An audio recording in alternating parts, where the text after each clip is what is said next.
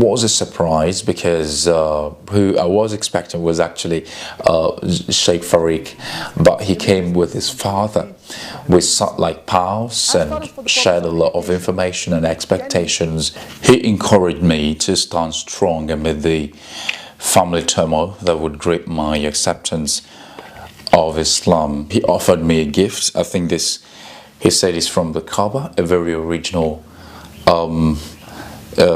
I think deodorant, you know, so I really don't know. It's somehow spiritual. This is how to use it.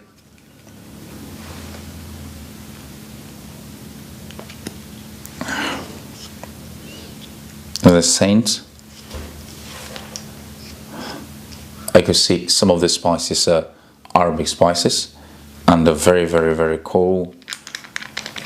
So it was a special gift for me. To this way.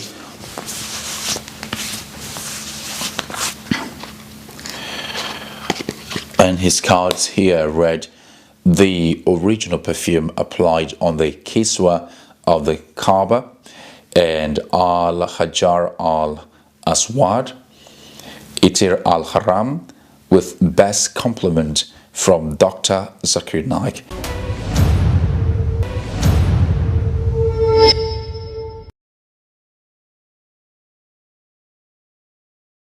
Hello, glad you could join me again. It has been some days since I returned from Qatar, but the effect of my journey has continued to plunder the defenses of my comfort zone. I gathered a lot of stories to tell about my journey. A single video would be insufficient to explain, describe, and offer flesh to the bones of both my expectations and reality. I have decided to break down the entire story chain into two, namely how I landed in Qatar. Most of you know this already. However, there are many other things that went under the radar. These I will be spilling with one video at a time. 2.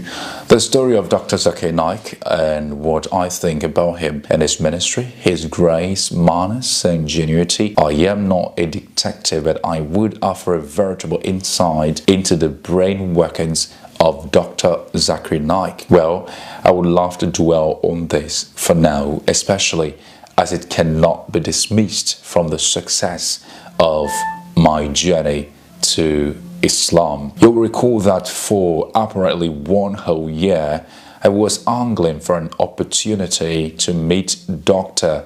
Zakir Naik. The ultimate objective was to take my Shahada. Of course, everybody knows that. When I was on this trail, a lot of people thought I was joking. Only God knew the heart, and seeing the honesty of my quest, decided to bless me with not only the presence of Dr. Zakir Naik in a whole, but continued private engagements with him. Sheikh Farik Zakir Naik emailed to me for an engagement with his father, mapped the genesis of my final journey to Islam. As I had said previously, I didn't believe it was possible, but it happened. Apart from that, there is something I want to let the world know about Dr. Zakir Naik. These are things I observed with laser-guided precision, psychological examination. I have met a lot of religious leaders in my life. One thing I can tell you for sure is hypocrisy. But guess what?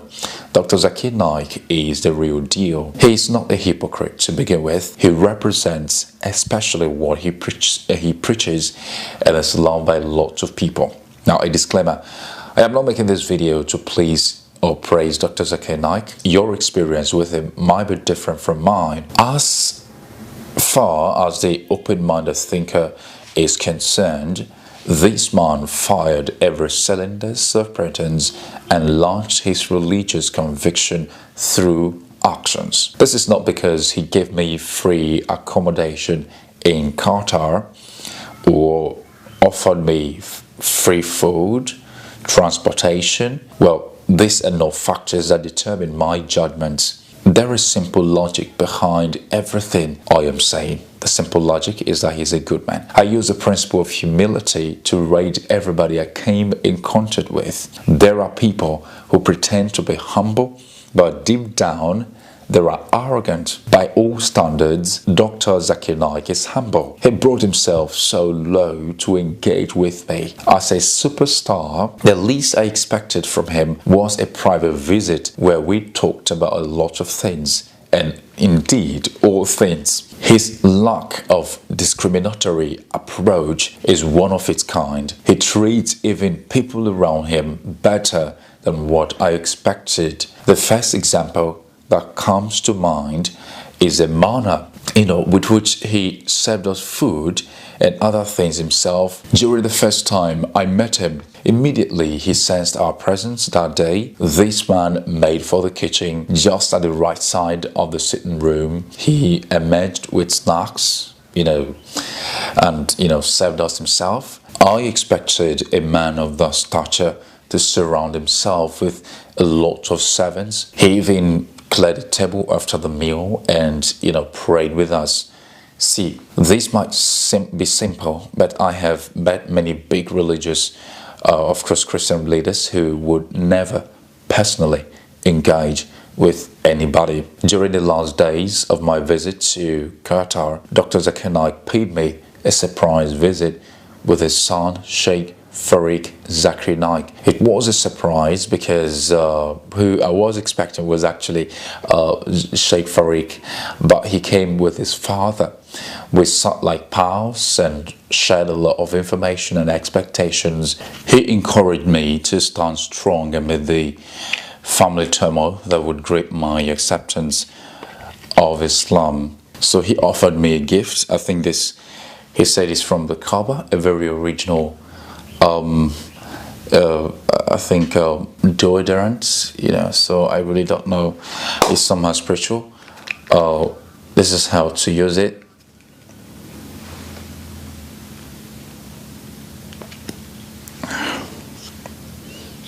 The scent, I could see some of the spices are Arabic spices and they're very, very, very cool.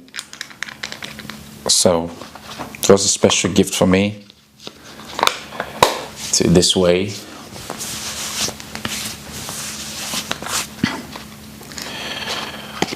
And his cards here read, the original perfume applied on the kiswa of the Kaaba and al-Hajar al-Aswad, Itir al-Haram, with best compliment from Dr. Zakir Naik. Exquisitely yours, this perfume is not available for sale anywhere in the world. This is exclusive. So I am quite happy. This is the card. I'm always having it. This is one of the best gifts Dr. Zakir Naik gave me, with a very amazing, incredible package. Honestly, I'm so happy for the gift that Dr. Zakir Naik and indeed his family offered to me. Just take a look at this. This perfume is one of its kind. My joy is that it came from the Kaaba that left me fulfilled. I am happy that Allah allowed me to see this moment. I would strive to be the better Muslim. Guys, that is it for today. Like and share this video with your family and friends. See you next time.